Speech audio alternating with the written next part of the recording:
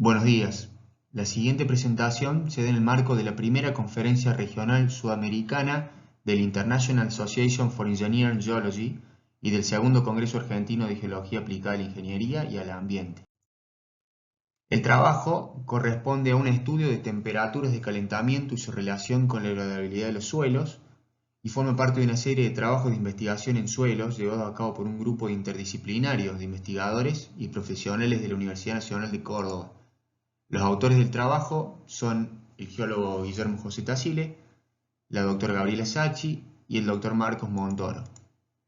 Como se conoce, los incendios forestales inciden en forma negativa sobre el medio ambiente y en particular sobre los ecosistemas, siendo necesaria una evaluación rigurosa del daño ocasionado para emprender acciones efectivas de rehabilitación.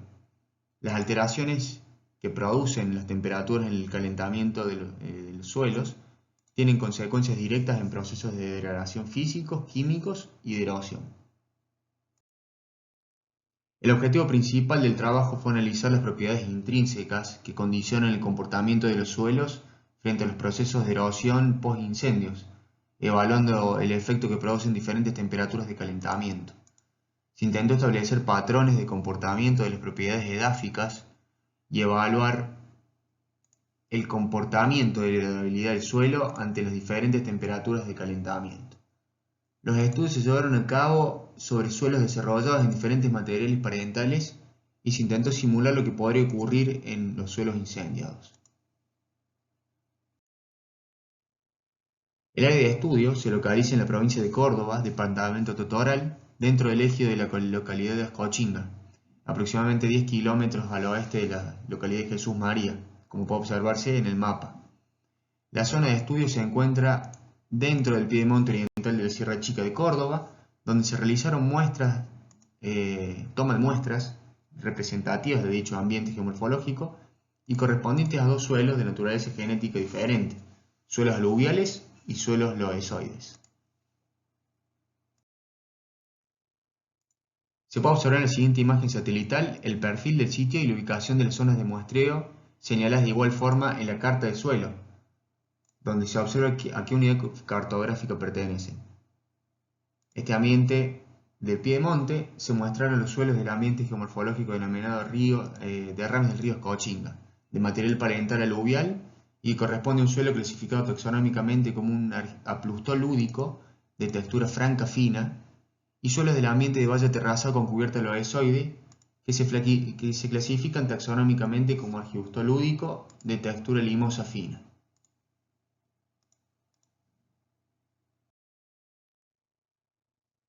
Con respecto a la obtención de las muestras, se realizaron dos transectas, donde se tomaron 15 submuestras en cada una para lograr una muestra compuesta representativa. El calentamiento controlado en laboratorio se realizó en un horno eléctrico manteniendo la temperatura máxima durante los 5 minutos. Las temperaturas ensayadas fueron 200, 300 y 500 grados. Para comparar la influencia de la temperatura, los ensayos se realizaron tanto sobre suelos control como muestras sometidas a calentamiento. El suelo fue pasado por el tamiz número 40 y se utilizó el pasante de este para la realización de los ensayos de límites líquido, plástico, superficie específica y distribución por tamaño de partículas, como así también el grado de dispersividad del suelo. Rápidamente podemos mencionar que se utilizó la técnica del penetrómetro de cono, norma BS 1377, para determinar los límites líquido y plástico. Se puede ver en la imagen el instrumental con el que fueron realizados los ensayos y el gráfico resultante de la relación del contenido de agua versus la penetración del cono, realizado a partir de valores arrojados por ambos materiales y a las distintas temperaturas de calentamiento.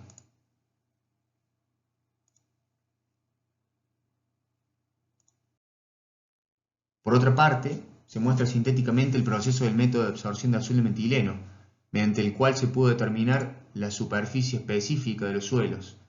Este procedimiento se utiliza como principio físico de la capilaridad en el papel de filtro para detectar el exceso de catión de azul de metileno.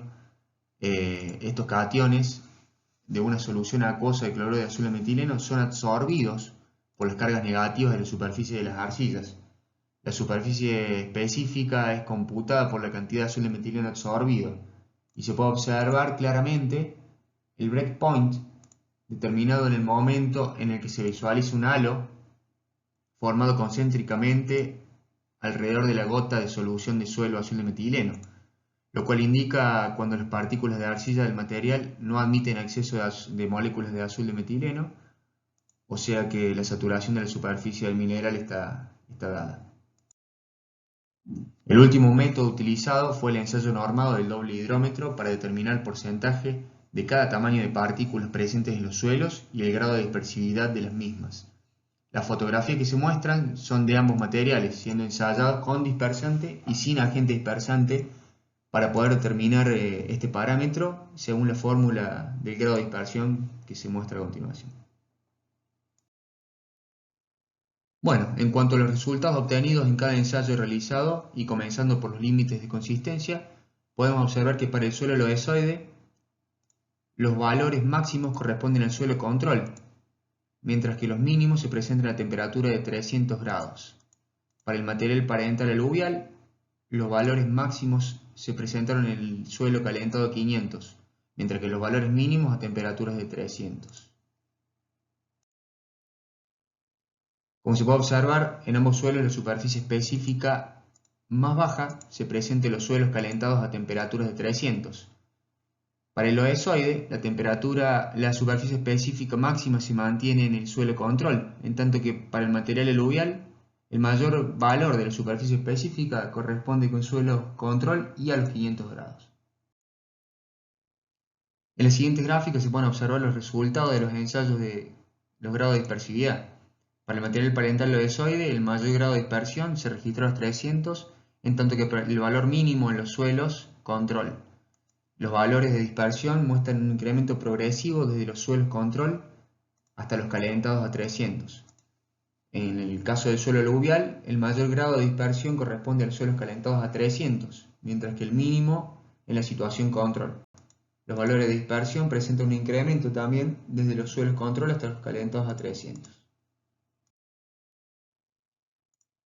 La siguiente tabla resume los valores obtenidos en los tres ensayos realizados, observando claramente lo expuesto, donde se verifica que la temperatura de calentamiento de 300 metros se presenta los valores pico, como así también observa una disminución de la fracción fina del material y su consecuente aumento en la fracción más gruesa, las partículas de tamaño mayor a 75 micrómetros.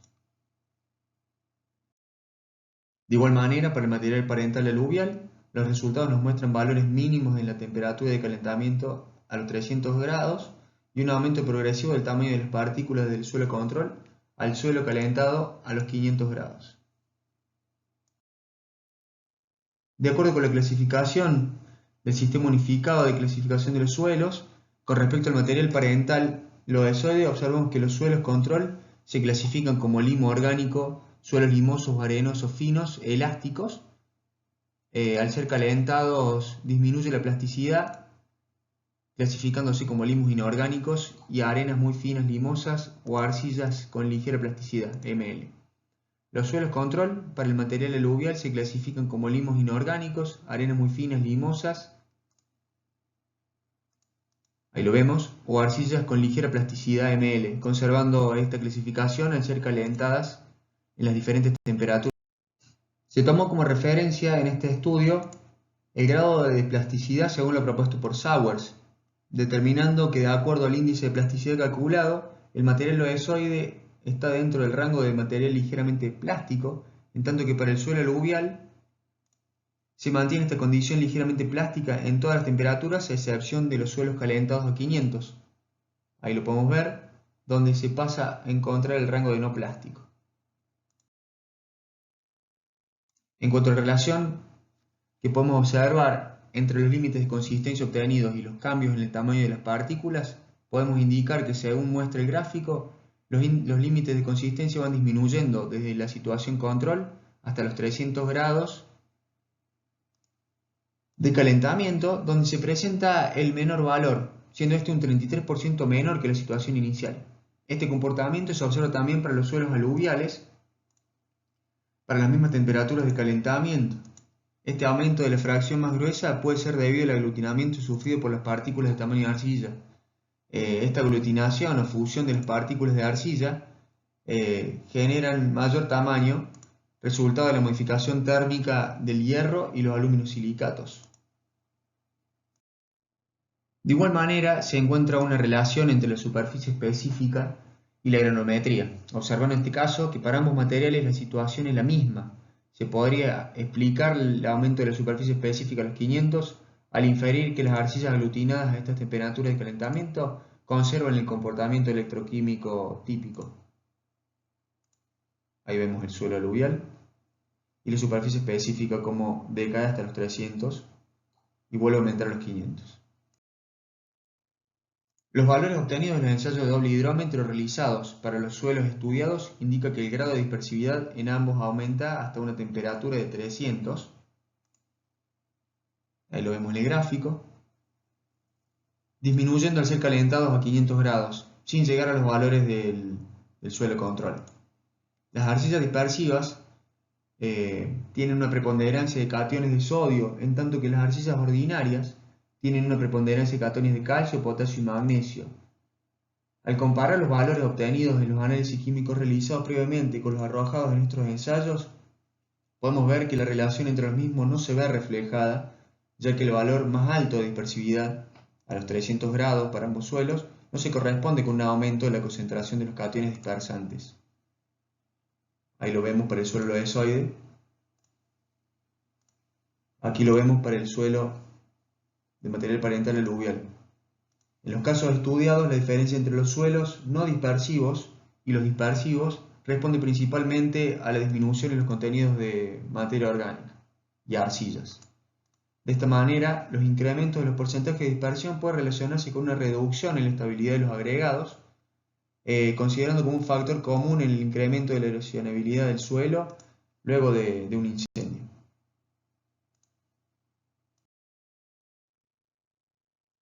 De esta forma, podemos concluir que a medida que se incrementa la temperatura de calentamiento, los suelos estudiados presentan el mismo comportamiento en sus límites de consistencia. A los 300 grados registran menores valores de límite líquido y superficie específica y los mayores valores de dispersividad, indicando el grado más alto de heredabilidad.